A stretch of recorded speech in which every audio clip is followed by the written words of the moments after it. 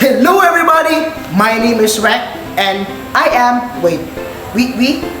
yeah, I'm still alone, but don't worry, my other recorders are coming here soon and we are the first presenter for chapter 4 in the teaching and assessment of literature studies. So, before we discuss one of the two types of literature, which is poetry. You know, the one with rhymes, rules, and deep meaning that requires you to read it multiple times just to understand it. So that is poetry. Now we're going to be discussing the obvious one, the one we are currently commonly using, the one we are commonly writing and the most acquainted with, prose. So according to the book, prose is the everyday language. Why is that? Because it is seen everywhere.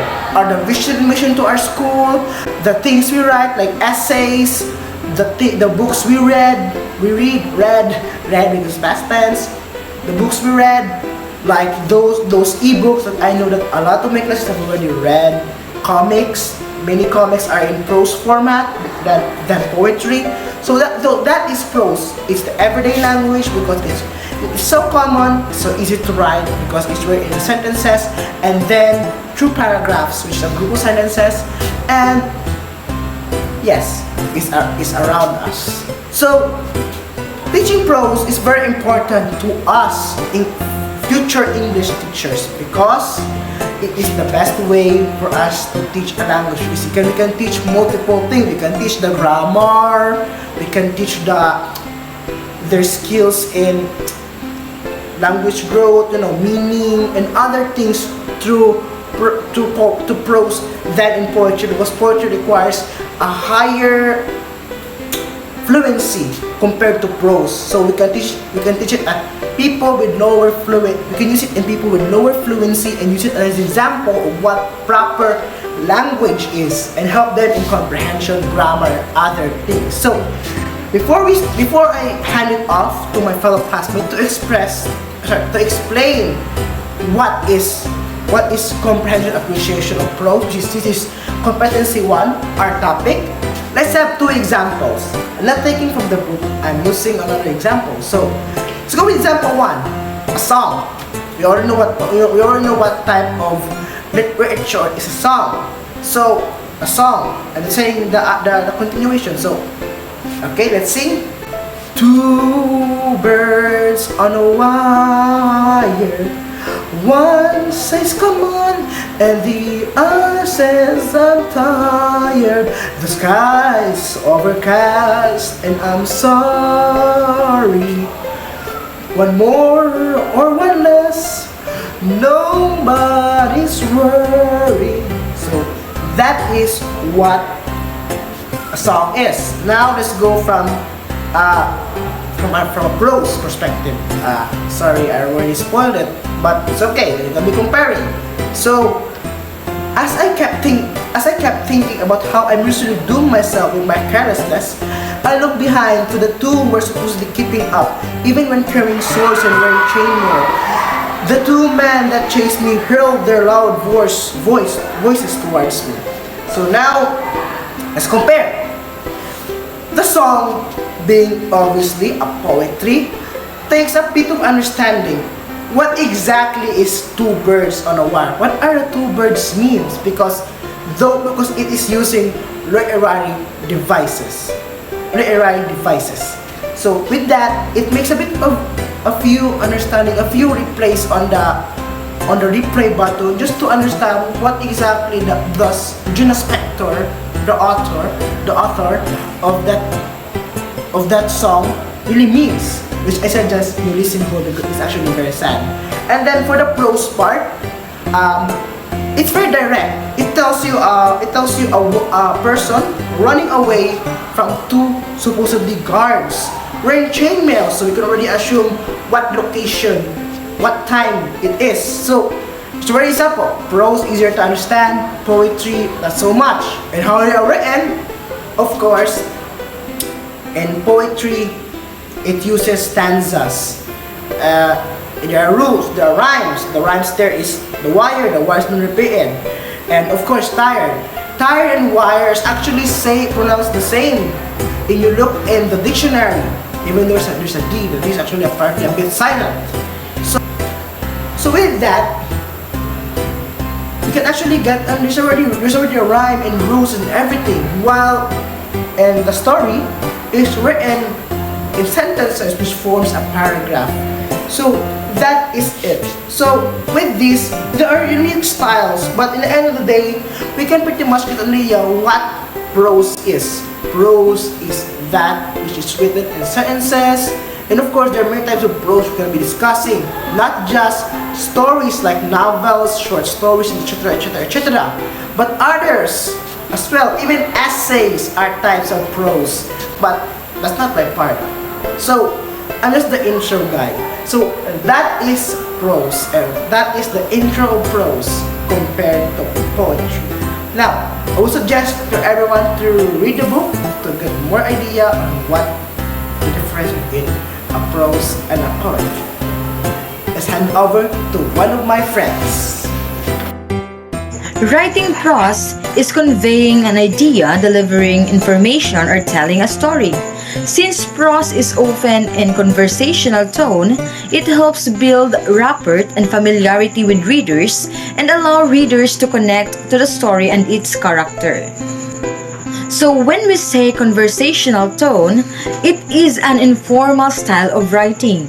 The word choice, sentences structure, and other elements give the effect that a human being is chatting with the reader.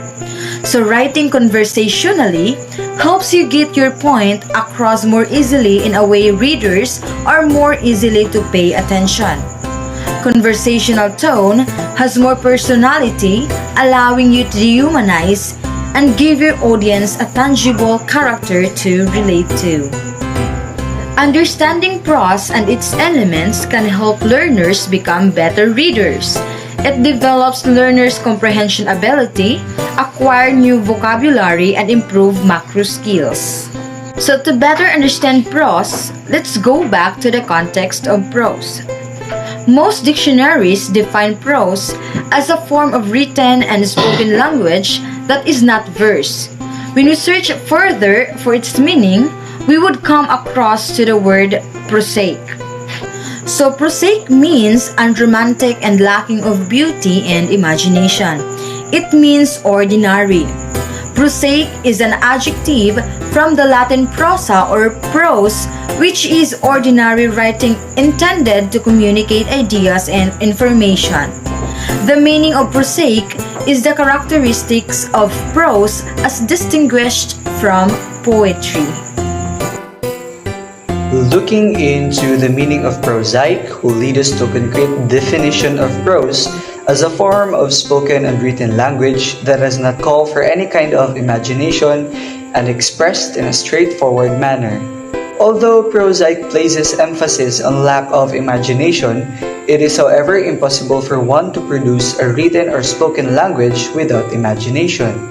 Unlike poetry, which is composed of lines and rhythmic patterns expressed in a free-flowing, full of feeling and imaginative manner, prose is characterized by a continuous, spontaneous flow of the speaker's or the writer's emotions and feelings. This is not to say that feelings are not expressed in prose. Rather, feelings in prose are expressed in a controlled, restrained, and logical manner. Reason and logic are exercised by a prose writer. Poetry is based on feelings and emotions, while prose is based on logic and reason. There are things that cannot be done in poetry but possible in prose, like argumentation and debate. One cannot argue in poetry. Debates, technical writing, philosophical writing, exposition, policies, scientific writings, among others, cannot be done in poetry. All these things require clarity, logic, and order. It is also important to remember that any prose type of writing must have the theme or content and style or manner of presentation. Another way of understanding prose is looking at its structure. Poetry is typically reserved for expressing something special in an artistic way. The language of poetry tends to be more expressive or decorated with comparisons, rhyme, rhythm, contributing to different sound and feel. The structure of poetry is more on creative words and aesthetic structures. On the other hand, prose looks like large blocks of words. Prose is made up of sentences and paragraphs taken together to express one idea or unit. Comprehension of prose, whether oral or written, involves considerably more than understanding the meanings of individual words and sentences. The language has to be clear and precise, straightforward, logical from beginning to end. It requires one to understand how the ideas expressed in one sentence are related to ideas expressed in the other sentence. Good day everyone, I am Julia Hart Sabalo Demello, and to continue the discussion, I would like to point out a complex interplay happens between the reader and the material. It is an even more critical component of comprehension when one talks about the knowledge that the reader brings to the reading situation. It is a fact that a similar passage may be interpreted in many ways depending on the reader's schema. Understanding a prose leads to the development of skills necessary for reading comprehension, such as the identification of main ideas, understanding of logical structure, inferencing, and using higher order knowledge structures. A lot of other skills could also be developed from studying and reading prose, such as language skills, vocabulary skills, and others.